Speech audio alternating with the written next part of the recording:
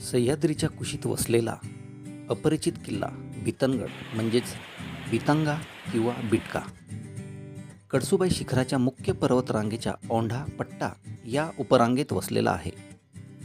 हा किल्ला नाशिक आणि अहिल्यानगर जिल्ह्याच्या सीमेवरील कळसूबाई पर्वतरांगेत वसलेला आहे.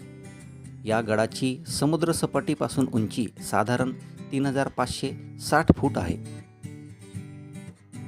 पावसाळ्यात हा परिसर धुक्याने वेढलेला असतो आणि असंख्य धबधबे या भागाचे सौंदर्य अनेक पटींनी वाढवतात.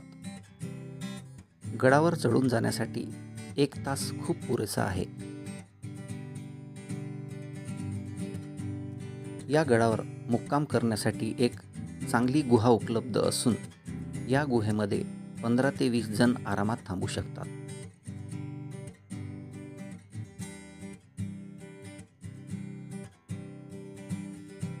बितनगड या किल्ल्यावर पाण्याचे आपल्याला 2 होल दिसतात, 2 टाके दिसतात. डोंगरामध्ये दगडाला फोडून कोरलेले हे टाके आहेत.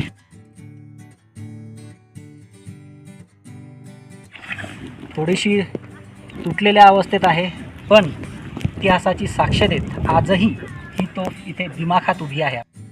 आज या ट्रॅकमध्ये पहिल्यांदाच माझा मुलगा आणि माझे कुटुंब माझ्यासोबत आहे.